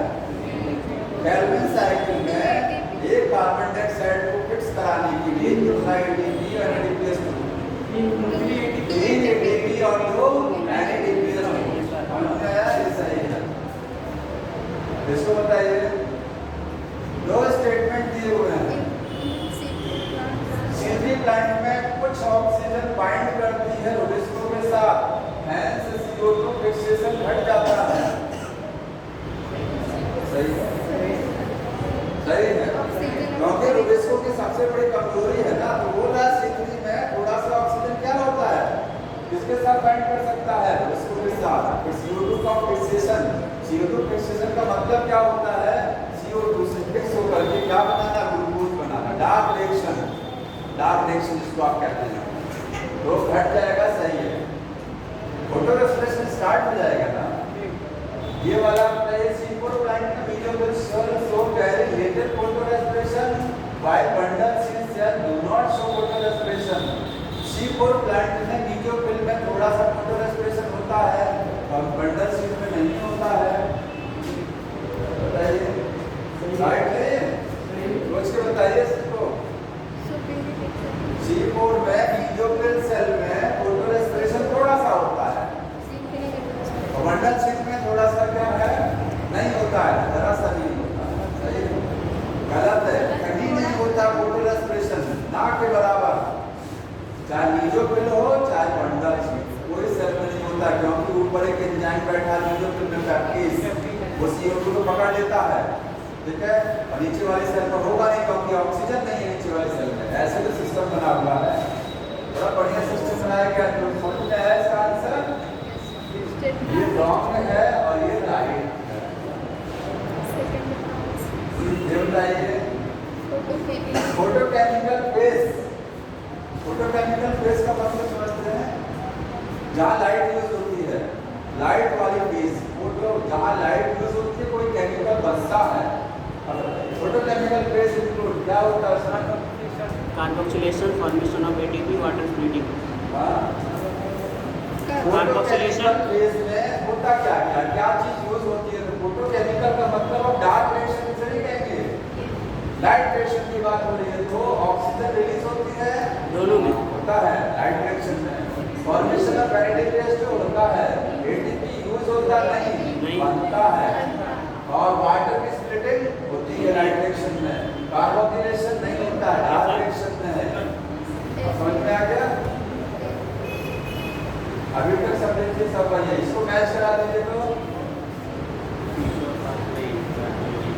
C4 पाथवे किससे मैच करेगा इससे? ये क्या चीज है समझ में? पानी, वाटर का मॉलिक्यूल टूट करके H+ ऑक्सीजन बना रहा है। राइबोज RUBP लिखा गया है, क्या है RUBP? कार्बन मॉलिक्यूल फॉस्फोइनोल, गलत लिख दिया है। कार्बन मॉलिक्यूल फॉस्फोइनोल की समझ लीजिए क्या है, फॉस्फोइनोल पाइरुवेट जान लीजिए इसको, ये फॉस्फोइनोल पाइरुवेट अक्सर लिखा, ये क्या फॉस्फोग्लाइकोलेट मैच कराइए। पहले C4 पाथवे मैच करेगा फॉस्फोइनोल पाइरुवेट से की से, होगा ना? लाइट रिएक्शन किससे मैच करेगा?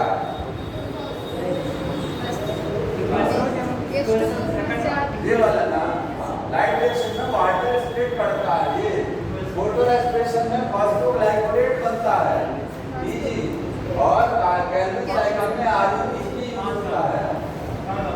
समझ में आ गया? आगे how many molecule of ATP और एनएडीपी इज रिक्वायर्ड रेस्पेक्टिवली बताना है। For fixation of every CO2, एक CO2 को फिक्स करने के लिए कितना एटीपी चाहिए, कितना एनएडीपी? एक की बात कर रहा है। अब ये क्वेश्चन आया है, अगर कोई 6 CO2 पूछेगा तो आंसर अलग हो जाएगा। देखिए आसान चीजें हैं, और ये बताइए, synthesis of ATP link to the development of proton gradient across the membrane is. बोला एटीपी का बनना लिंक होता है, जुड़ा होता है प्रोटॉन ग्रेडिएंट के साथ। अगर प्रोटॉन ग्रेडिएंट नहीं है तो एटीपी नहीं बनेगा, मैंने बताया था। वो क्या चीज की बात कर रहा है, कौन सी हाइड्रोक्लोरिस है? कैल्शियम है ना, व्हाइट रेडियम की बनती है। हो गया आंसर। लाइट रिएक्शन में क्या चीजें चाहिए?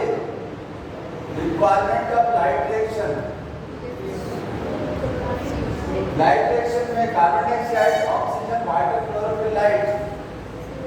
क्लोरोफिल चाहिए, लाइट चाहिए, और क्या चाहिए? वाटर, डार्क रिएक्शन चाहिए। वाटर चाहिए लाइट रिएक्शन में। ऑक्सीजन नहीं चाहिए, ऑक्सीजन तो बनता है, और कार्बन डाइऑक्साइड नहीं चाहिए, वो डार्क भी चाहिए। हो जाएगा ये। क्लोराइड क्लोराइड डिफ्यूज आउट, क्या चीज क्लोरोप्लास्ट से बाहर निकल जाती है फोटोसिंथेसिस में? क्लोरोप्लास्ट से डिफ्यूज होती है, बताइए। ऑक्सीजन। ऑक्सीजन क्या होता है? ऑक्सीजन। ये लिखा भी है, देखिए ये पूरी लाइन बुक में ऐसे लिखा हुआ है। ये लाइन अलग, जैसे ये तो सब जानते हैं कि ऑक्सीजन डिफ्यूज होती है, लेकिन ये लाइन बुक लिख दिया है, लिखा है, क्वेश्चन बन जाता है ऐसे ही। ठीक है, आगे बताइए। इसके बाद यहाँ पर आपको ए बी सी बताना है। ये कैल्विन साइकिल है, क्या है? Calvin cycle. बताइए ये क्या होगा यहाँ पर? अब यहाँ कार्बोक्सिलेशन भी हो सकता है, और यहाँ पीजीए भी हो सकता है, आपको देखना पड़ेगा, क्योंकि ये रिएक्शन में ये आगे प्रोडक्ट पूछ रहा है तो प्रोडक्ट है पीजीए, और अगर रिएक्शन का नाम पूछ रहा है तो कार्बोक्सिलेशन। देखिए क्या लिखा है? कार्बोक्सिलेशन, इसका मतलब वो रिएक्शन की बात करता है। पीजीए लिखा भी है उसने, वो रिएक्शन हो गया, यहाँ पीजीए लिखा भी है। ठीक है, ये क्या है? रिडक्शन। वो क्या है? रीजनरेशन। ठीक है,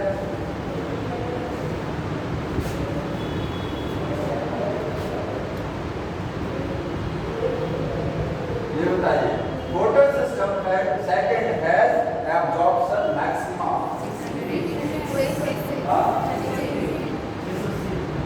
सेकंड में 680 होता है, 680 होता है, और फर्स्ट का 700 तक होता है। ठीक है, हाउ मेनी एटीपी, कितनी बार आया? कितनी बार आया? एक कार्बन डाइऑक्साइड में क्लोराइड, लेकिन पूछना ग्लूकोज, यहाँ पे ग्लूकोज पूछता है, तो ग्लूकोज में चेंज हो जाएगा। 6 CO2 चाहिए ना, तो 18 एटीपी और 12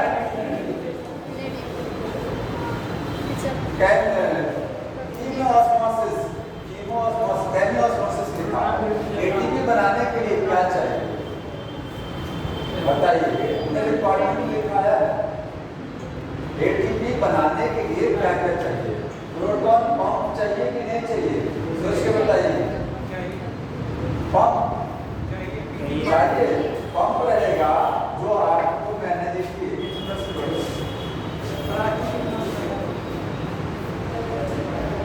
ये जो आपको याद आ रहा होगा इस तरीके से था।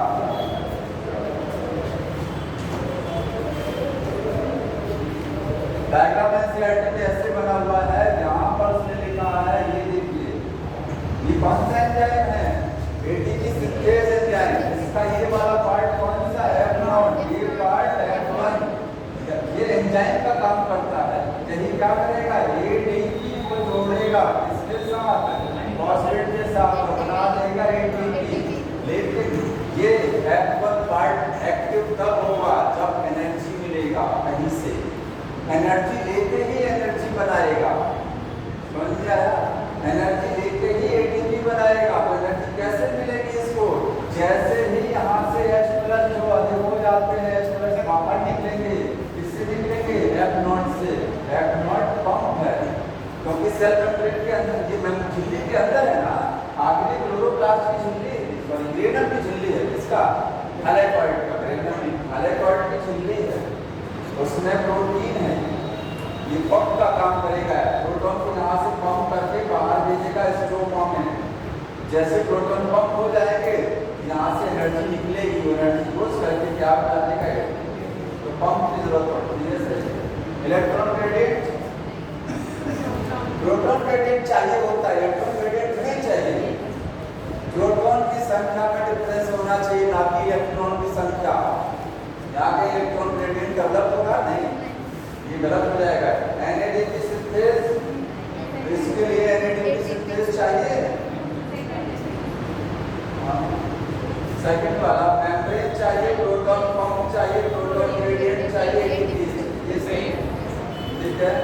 ये आंसर समझ आ रहा?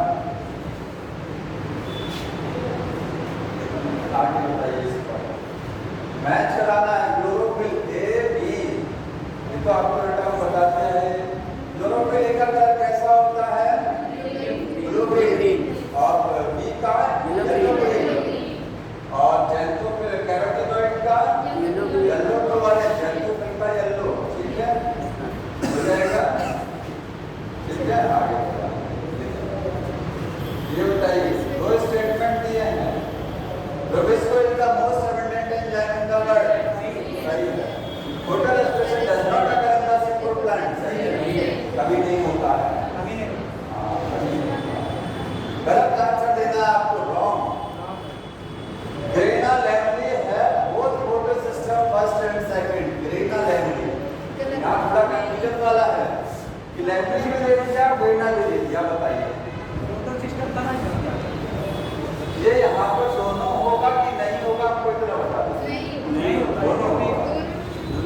एक सुन लीजिए, ग्रेना लेवली बोल रहा है, केवल लेवली नहीं बोला उसने। अगर वो केवल लेवली बोलता है, इसका मतलब ग्रेनम नहीं बना। हम कह रहे हैं सिक्का और सिक्के का ढेर। तो बताइए ढेर कैसे बनेगा? जब सिक्का नहीं इकट्ठा होगा तो सिक्के का ढेर नहीं बनेगा ना, स्टेप ऑफ कॉइन नहीं बनेगा ना।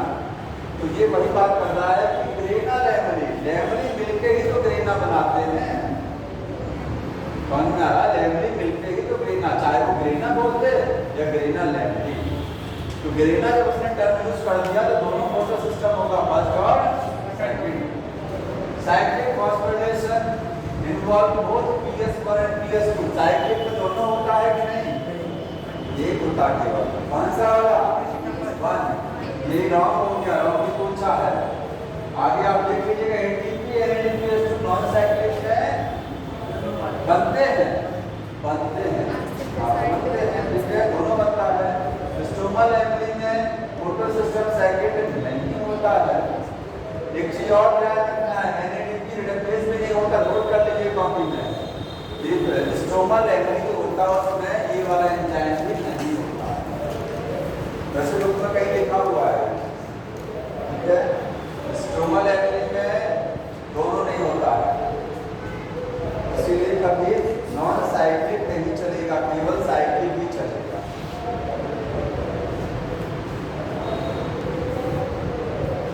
ये फिजियोलॉजी वाला पोर्शन बहुत आसान है। आपके प्लांट फिजियोलॉजी और ह्यूमन बहुत ही आसान चीज है, पर समझ जाएंगे तो रटने की जरूरत नहीं है। आगे देखिए इसके बाद नॉट ट्रू रिगार्डिंग, आपको गलत स्टेटमेंट बताना है। नॉट ट्रू मतलब wrong. Reduction of NADP to NADPH2 on the stoma side of membrane।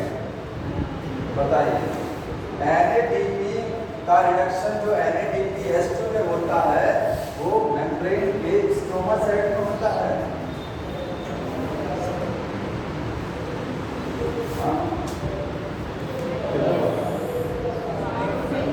इधर होता, बताइए सही है। स्टोमा साइड में है, स्टोमा में नहीं कहेंगे। स्टोमा में तो डार्क डायरेक्शन चलती है, लाइट डायरेक्शन का हिस्सा है। ये किसका हिस्सा है? लाइट डायरेक्शन में बनता है NADPH2। समझ लीजिए, ये आप जो है, ये मैंने क्या बना दिया? हाइलेकॉइड बनाया, हाइलेकॉइड। एक सेकंड, यहाँ पर ये दूसरा हाइलेकॉइड, ठीक है। फोटो सिस्टम सेकंड फर्स्ट कहाँ लगा? NADP रिडक्टेज एंजाइम कहाँ प्रेजेंट होता है? स्टोमा। बाहर क्या है? स्टोमा है। ये क्या है? ग्रेनम वाला हिस्सा है। अंदर क्या है? ल्यूमेन है, ठीक है। तो ये बाहर की साइड में, स्टोमा वाली साइड में लगा होता है NADP रिडक्टेज एंजाइम, क्योंकि हाइड्रोजन को कहाँ से खींचता है? NADP+ से क्या बनता है? NADPH2। यह हाइड्रोजन कहाँ से आया? प्लस स्ट्रोमा से आता है। इसका मतलब स्ट्रोमा की साइड में, ये स्ट्रोमा में नहीं है, स्ट्रोमा की साइड में लगा, तो वो इससे है, इसी झिल्ली से लगा होता है। ठीक है, ये सही है। पूछा क्या है? नॉट ट्रू, गलत पूछा है। Break down of proton gradient, ATP बनाने के लिए प्रोटॉन ग्रेडियंट का टूटना जरूरी है। क्वेश्चन पूछ रहा है ATP बनाने के लिए क्या होना चाहिए? इसका रिडक्शन सिग्मा साइड में होना चाहिए, ठीक है। प्रोटॉन ग्रेडियंट टूटना चाहिए, एटीपी के बनते समय प्रोटॉन ग्रेडियंट टूटता है, टूटता है ना, अंदर के प्रोटॉन भागने लगते हैं बाहर, बराबर करने के लिए प्रोटॉन ग्रेडियंट टूट जाता है। Break down of electron gradient ये नहीं होता, इलेक्ट्रॉन ग्रेडियंट बनता ही नहीं, टूटेगा कहाँ से, समझ में आ रहा है। Movement of proton across the membrane to the stroma, अंदर जब प्रोटॉन ज्यादा हो जाते हैं तो ये बाहर की साइड में, अभी जो बताया था मैंने, भागने लगते हैं स्ट्रोमा की डायरेक्शन में, भागते हैं ना। और ये समझिए क्यों सही है, समझ में आ रहा है, क्योंकि NADPH में कन्वर्ट होता है। हाइड्रोजन की कमी बाहर कैसे होती है, बताया था रीजन, ये बाहर से हाइड्रोजन प्लस पकड़ करके इसमें बदल जाता है, तो हाइड्रोजन बाहर H+ कम होने लगते हैं, अंदर H+ कैसे बढ़ती है, आया।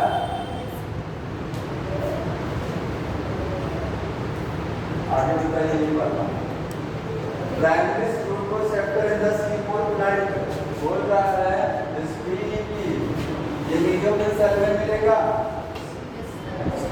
फॉस्फोइनोल पाइरुवेट जो प्राइमरी ग्लूकोसेप्टर होता है C4 प्लांट का, मीडियोफिल सेल में होता है कि नहीं होता है, मीडियोफिल ऊपर वाले सेल में तो है। और mesophyll cell in the C4 plant lack विस्को, C4 प्लांट की मीडियोफिल सेल में विस्को नहीं होता है, विस्को बंडल शीट होता है। ये बताइए gardening experiment perform by plant physiologist, ये आप लोग में जानते हैं कहाँ दिया है, ट्रांसपोर्ट प्लांट ट्रांसपोर्ट, इस चैप्टर में नहीं, लेकिन समझ लीजिए क्या है ये, 2022 में आगे सिखाने में कहा एक आध क्वेश्चन ऐसा आ जाएगा, एक आध क्वेश्चन ऐसा आ जाएगा जो आपको नहीं मिलेगा किसी और चैप्टर में। ये समझ, जैसे आपके पास ये प्लांट है, ये प्लांट में बाहर क्या होती है, छाल, प्लांट में बाहर क्या है, बाढ़। अगर बाढ़ को रिंग नुमा हटा दिया जाए, पौधे की बाढ़ को काट करके बीच में से थोड़ा सा बाढ़ क्या करते हैं, बाढ़ को हटा दें, किस रूप में हटाएं, रिंग शेप में, रिंग शेप समझ रहे हैं, चारों तरफ से उसकी बाढ़ को हटा दें थोड़ी सी जगह पर, तो क्या तो होगा ये कि खाना ऊपर से नीचे नहीं जाता, खाना कुछ समय बाद बढ़ जाएगा, क्योंकि जड़ों में खाना इकट्ठा होता है, खाना फलों में इकट्ठा होता है, तने में इकट्ठा होता है। जब आप छाल को हटा दिए थे से, तो फ्लोएम हट गया, क्योंकि छाल में ही क्या होता है, फ्लोएम, फ्लोएम कहाँ होता है, बार्क में। तो जब आप बार्क को हटा देंगे तो फ्लोएम हट जाएगा, और फ्लोएम हट गया जहाँ से, तो ऊपर से जो पत्तियां खाना बना रही हैं वो खाना नीचे कैसे आएगा, फ्लोएम तो हट गया यहाँ से, खाना नीचे नहीं आएगा तो जड़ें मरने लगेगी, उनको खाना कैसे मिलेगा, खाना स्टोर नहीं होगा। गार्डनिंग का मतलब ये गार्डनिंग एक्सपेरिमेंट है, ये किया क्यों गया था, ये सिद्ध करने के लिए कि फ्लोएम से ही फूड का ट्रांसपोर्ट होता है, और फ्लोएम छाल में होता है, फ्लोएम बाहर होगा, कैसे आप सिद्ध करेंगे कि छाल में फ्लोएम है, छाल को हटा दीजिए, पौधा मर जाता है, वैसे भी देखिए पौधे की छाल हटा दो, पौधा मर जाएगा, क्यों मर जाएगा, क्योंकि खाना स्थानांतरित नहीं होगा, इसका मतलब फ्लोएम छाल नहीं है, ठीक है। पानी का स्थान ट्रांसपोर्ट समस्या नहीं करता उसमें, क्योंकि जाइलम अंदर होता है, टैंकर में। तो ये किसके लिए किया गया था, फूड इज ट्रांसपोर्टेड, ये सिद्ध करना है, ठीक है।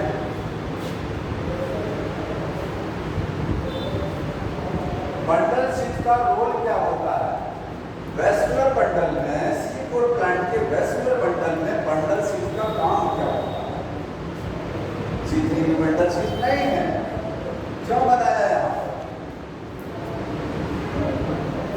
वैसे सोच के बताइए क्या काम है।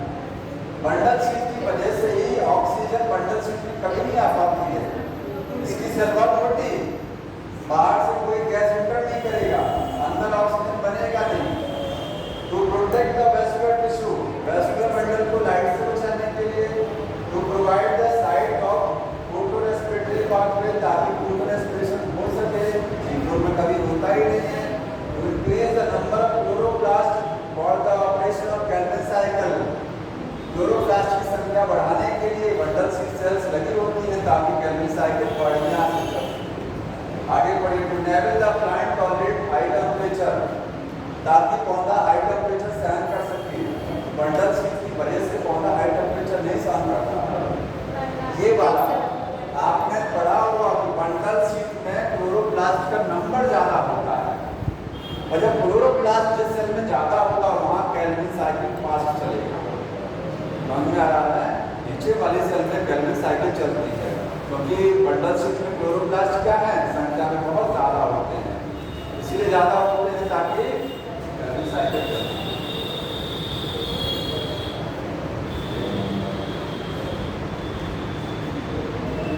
अभी तक ऐसा कोई ज्यादा कठिन क्वेश्चन नहीं आया है, देख लीजिए आप। Ratio of carbon dioxide fixation between the C4 and C3 बोल रहा है। C4 और C3 जितना खाना बनाते हैं उनका रेशियो बताइए। C4 का जो फूड बनता है, C3 का जो बनता है, उनका रेशियो। C3 कम फूड बनाता है, C4 ज्यादा बनाता है, क्योंकि C3 में एक फोटो रेस्पिरेशन समस्या है सबसे बड़ी। ठीक है, तो इनका रेशियो बताना है। कितना रेशियो होगा?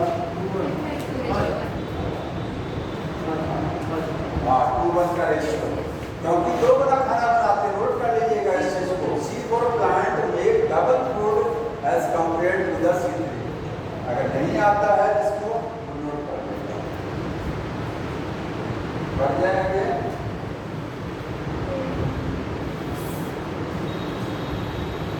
एक CO2 आंसर डायरेक्ट कौन सा हो जाएगा? पढ़ना ही नहीं है, डायरेक्ट 383 1 2 NADPH हो जाएगा। ये 4 बार आ चुका है, 3 से 4 बार हो गया। क्वेश्चन देखिए, अरे क्वेश्चन भी देख रहे हैं, हमने जल्दी से नहीं देखा। When one CO2 is fixed as one molecular triphosphate, बिल्कुल अलग ही, बिल्कुल अलग। आप बताइए इसको। बोल रहा है जब एक CO2 फिक्स होता है, एक CO2 यूज होता है as one molecule of triphosphate, क्या बनाने के लिए? ट्रायोसफॉस्फेट, मतलब PgL का एक मॉलिक्यूल बनाता है। ठीक है, which of the following photochemically made high energy chemical intermediate are used in the reaction?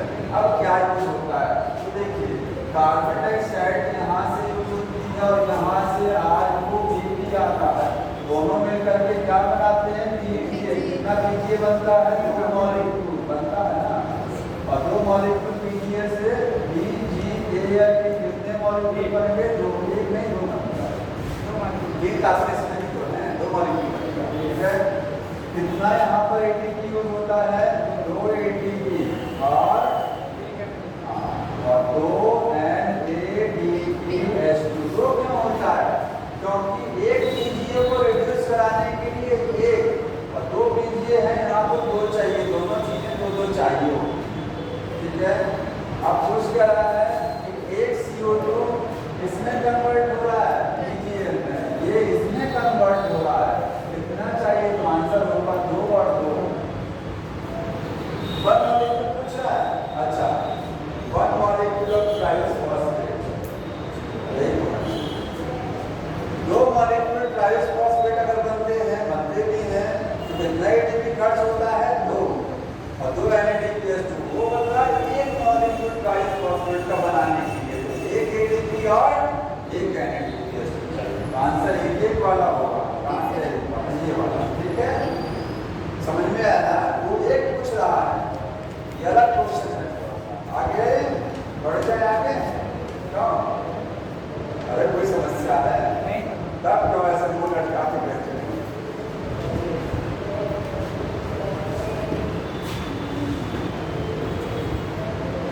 ये बताइए,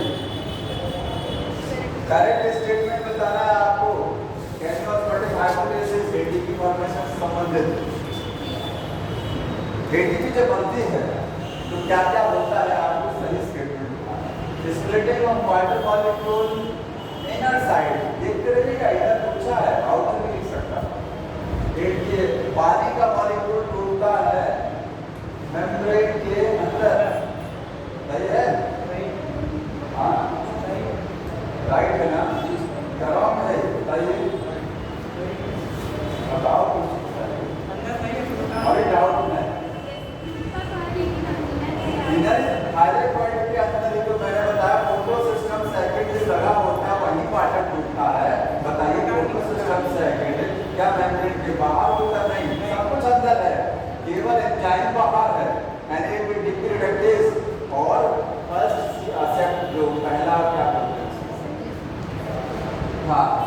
पहले जो है इलेक्ट्रॉन को रिसीव करता है वो बाहर होता है, फर्स्ट इलेक्ट्रॉन सर्कल, बाकी सब ये सही है। Proton accumulate with in the lumen,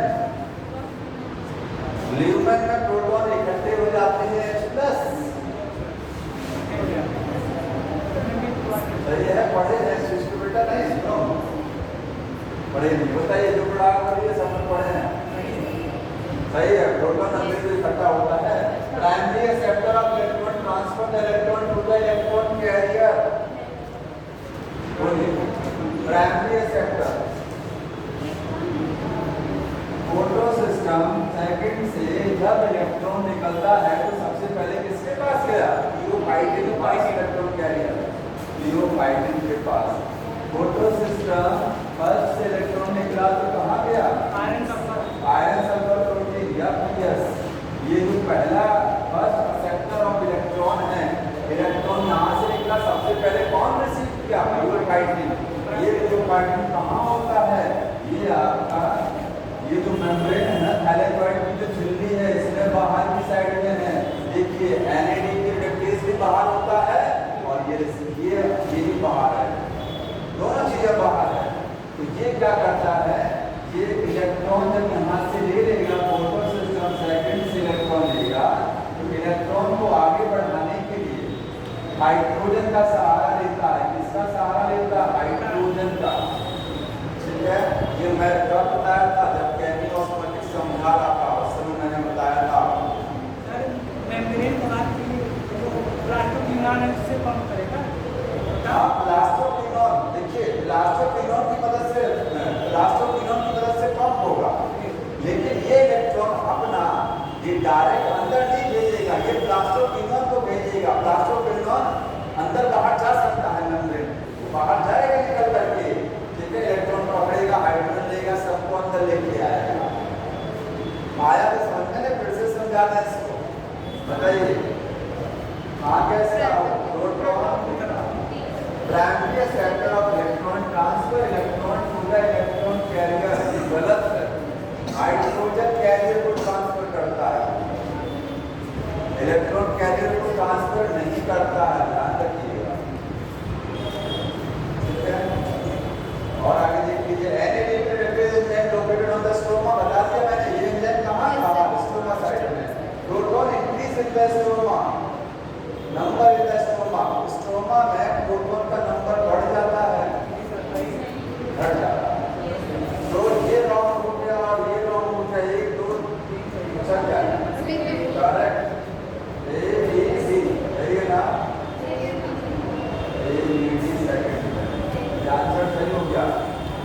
ये जिसको नहीं समझ में आया फिर से बताओ, कौन सा वाला ये बताओ, बोलिए। हाँ, 10 मिनट का टाइम किसी को देख लीजिए, क्योंकि हमको लगता है क्वेश्चन लगभग हो गए, ये क्वेश्चन कर लेंगे आप, ठीक है। और ये क्वेश्चन हो जाएगा, कितना हो गया ये?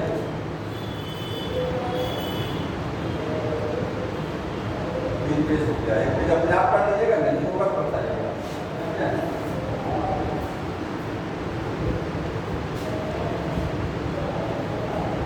केमियोस्मैटिक हाइपोथेसिस बड़ा कठिन समझने वाली चीज है, वरना पलट लीजिए, सबके पास बुक है, बुक में देखिए बड़ा डिजाइनदार डायग्राम दिया हुआ है, ठीक है। और नई वाली बुक में तो और बड़ी का डायग्राम दे दिया, थोड़ा सा और डिटेल कर दिया उसको। ये है, ये क्या बना दिया मैंने? ये बनाया मैंने thylakoid membrane, thylakoid membrane. ATP कैसे बनती है? ATP को बनाने के लिए क्या क्या चाहिए? एक मेम्ब्रेन का होना जरूरी है, प्रोटॉन ग्रेडियंट का डेवलप होना जरूरी है। मैं कुछ चीजें साइड कर दूंगा, मैंने सब बता दिया है। H+ की कंसंट्रेशन में डिफरेंस होना चाहिए, ठीक है। और तीसरी चीज एक एंजाइम होना चाहिए, वो एंजाइम कौन सा है? ATP synthase enzyme. 3 चीज, अगर ये 3 चीज नहीं है तो ATP नहीं बनेगा। मेम्ब्रेन आपको दिखाई दे रही है, ये थैलेकॉइड की मेम्ब्रेन है। एंजाइम आपको दिख रहा है, प्रोटॉन ग्रेडियंट बनाना है। प्रोटॉन ग्रेडियंट बनता कैसे है? प्रोटॉन ग्रेडियंट का मतलब कि बाहर H+ क्या हो जाएंगे? कम हो जाएंगे स्ट्रोमा में, और सारे मैक्सिमम H+ कहाँ आ जाएंगे? अंदर ल्यूमेन में। ल्यूमेन में H+ की कंसंट्रेशन बहुत ज्यादा हो जाती है, तो बाहर इलेक्ट्रॉन क्योंकि बाहर से H+ पकड़ करके अंदर लाए जा रहे हैं। ठीक है, यही समझना है कि वो H+ बाहर कब कैसे होगा, स्ट्रोमा में अंदर ज़्यादा कैसे होगा, इतना समझ जाएंगे ATP बन जाएगा।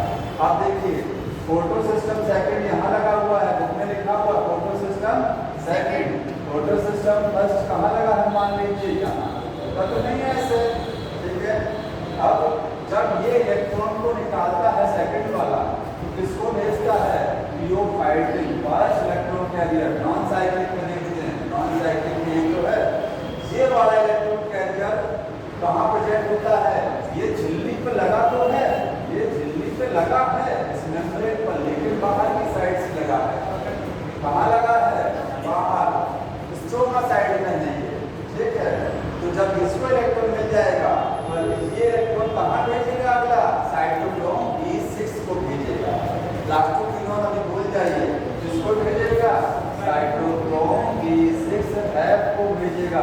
रहिएगा डायग्राम बना है, ये मेम्ब्रेन के अंदर है, ये बाहर है, इस कमरे के बाहर कोई आदमी बैठा है क्लोरोफाइल, और भेजना कहाँ है, अंदर इलेक्ट्रॉन जाना है। कैसे जाएगा, डायरेक्टली इसको नहीं भेजेगा, तो क्या करता है, एक हाइड्रोजन कैरियर का सहारा लेता है, एक ऐसे बिचौलिए का सहारा लेता है जो क्या है, बाहर से इसका इलेक्ट्रॉन पकड़ करके अंदर ले जा सके। ठीक है, क्योंकि बाहर बैठा है, तो वो बिचौलिया कौन होता है, प्लास्टोक्विनोन। प्लास्टोक्विनोन टहलने वाला इंसान है, वो बाहर भी जा सकता है और अंदर भी जा सकता है, पूरे घर में घूम सकता है। ठीक है, तो प्लास्टोक्विनोन समझ में आ रहा, ये क्या है, प्लास्टोक्विनोन, ये जेट है, क्या है ये, समझ में आया, ये देवर, समझ में आया, ये विचरण कर सकते हैं। ठीक है, ये बाहर नहीं जाएगा, अंदर नहीं जाए, बाहर ही बैठा है ये। ठीक, तो ये क्या है, प्लास्टोक्विनोन की सबसे बड़ी, वो पैसा लेता है, वो कहता है आपका इलेक्ट्रॉन हम भेज देंगे अंदर, लेकिन हमको 2H+ साथ में चाहिए, 2H+, 2 इलेक्ट्रॉन के बदले 2H+ चाहिए। तो कहता है ठीक है, तो बाहर से 2H+ पकड़े जाते हैं, प्लास्टोक्विनोन पकड़ेगा, यहाँ से इलेक्ट्रॉन उठाएगा, उनको पकड़ करके अंदर लेके आएगा। तो जब लेके आता है तो अंदर लाने के बाद क्या, इलेक्ट्रॉन को यहाँ छोड़ देगा साइटोक्रोम B6 के पास में, और हाइड्रोजन को अंदर भेज देगा। हाइड्रोजन पकड़ के लेके आया, तो बाहर हाइड्रोजन की कमी हो गई, अंदर हाइड्रोजन बढ़ गया। ये तो समझना, अंदर कैसे बढ़ा हाइड्रोजन, बढ़ गया ना, बाहर का अंदर बढ़ गया। एक तरीका तो बढ़ने का लगे हुआ, दूसरा क्या है, जो आपके पास NADP+, NADP रिडक्टेज एंजाइम कहाँ होता है, वो भी बाहर है, वो भी बाहर है। वो क्या करता है, जब इलेक्ट्रॉन फोटो सिस्टम फर्स्ट निकलेगा तो कहाँ जाएगा, आयरन सल्फर प्रोटीन पर जाएगा, वहां से कहाँ जाएगा, पैरिडॉक्सिन, और पैरिडॉक्सिन से इलेक्ट्रॉन किसको मिलता है, NADP+ को, और क्या बन जाता है, NADPH2 बनेगा ना। तो इलेक्ट्रॉन तो मिल गया NADP+ को, हाइड्रोजन भी तो चाहिए NADPH2 बनाने के लिए, हाइड्रोजन कहाँ से आएंगे, स्ट्रोमा से खींचे जाएंगे। जितने लोग बाहर बैठे हैं क्या है, सीधे जने बाहर बैठे होते हैं, एक तो जो पार्टी बाहर होता है, और एक NADP रिडक्टेज एंजाइम, तो बाहर जितने भी लोग हैं वो हाइड्रोजन पकड़ते हैं, ये तो अंदर भेजवा देता है, और ये क्या है, अपने अंदर खा लेता है, इसका लिंक कट कर देगा, NADPH2 में चेंज हो जाएगा, तो मतलब बाहर फिर हाइड्रोजन की क्या हो गई, कमी हो गई स्ट्रोमा में। एक तरीके से हाइड्रोजन यहाँ कम हो रहा है, एक तरीके से हाइड्रोजन यहाँ कम हो रहा है, यहाँ वाला हाइड्रोजन तो अंदर भी आ जा रहा है, यहाँ वाला हाइड्रोजन अंदर नहीं आ रहा, लेकिन कम तो हो रहा है, बाहर दो तरीके से कम हो रहा है, कम हो रहा है, और अंदर बढ़ रहा है। एक बढ़ने का तरीका देखिए ये वाला है, और एक और कैसे बढ़ेगा, वाटर कहाँ टूटता है, अंदर वाटर टूटता है तो 2H+ हाफ प्लस 2 इलेक्ट्रॉन, ये हाइड्रोजन कहाँ जाएगा, कोई बच्चे सोचते हैं हाइड्रोजन वहाँ चला जाता है, NADPH2 के साथ जुड़ जाएगा, NADPH2 नहीं बनाता, ये यहीं कहीं पड़ा रहता है, वाटर वाला हाइड्रोजन ल्यूमेन नहीं पड़ा रह जाता 2H+, लगातार वाटर टूटता, लगातार H+ बढ़ते जा रहे हैं। जब बहुत ज्यादा H+ हो जाते हैं और बाहर कम हो जाते हैं तो क्या बन गया, प्रोटॉन ग्रेडियंट बन गया, प्रोटॉन की कंसंट्रेशन में डिफरेंस आ गया, अंतर हो गया। जैसे अंतर हो गया तुरंत ये प्रोटॉन अंदर मिलाने लगते हैं और बाहर निकलने की कोशिश करते हैं, और जैसे ही प्रोटॉन बाहर जाएंगे तो इस चैनल के द्वारा होते जाएंगे। चैनल कहाँ है कि यहाँ बनाया मैंने, ये चैनल है F0 पार्ट क्या है, चैनल, इसके से निकलेंगे और जैसे निकलेंगे धक्का मुक्की करेंगे और एनर्जी को रिलीज करेंगे। उस एनर्जी को यूज करके ये क्या है, एडीपी सिंथेस बन जाएंगे, तुरंत अपना काम पूरा कर लेगा, एडीपी को फॉस्फेट के साथ जोड़ करके एडीपी रेडी कर देगा। समझ में आया? तो ये इस तरीके से कैन्योस्पर्मिक हाइपोथेसिस, यही सेम चीज कहाँ चलती है, माइटोकॉन्ड्रिया में, लेकिन डिफरेंस है, मैंने डिफरेंस अभी नहीं बताया, एक डिफरेंस लिखा था कि वहां पर लिखा है कि ये प्रोटॉन इकट्ठे होते हैं कहाँ पर, क्लोरोप्लास्ट में, ल्यूमेन में, लेकिन जब माइटोकॉन्ड्रिया में यही चीज चलती है तो माइटोकॉन्ड्रिया में ये क्रिस्टल होता है ना ये, यहाँ पर ये आउटर मेम्ब्रेन, ये इनर मेम्ब्रेन, दोनों मेम्ब्रेन के बीच में जो जगह है, इस जगह को क्या बोलते हैं, इंटरमेम्ब्रेनस स्पेस, हाइड्रोजन यहाँ इकट्ठे होते हैं, जबकि इसमें ल्यूमेन में होते हैं, यही अंतर है। यहाँ H+ का एक्यूमुलेशन कहाँ होगा, इंटरमेम्ब्रेनस स्पेस में होगा। बस इतना चीजें हो गया, ये सब और कोई चीज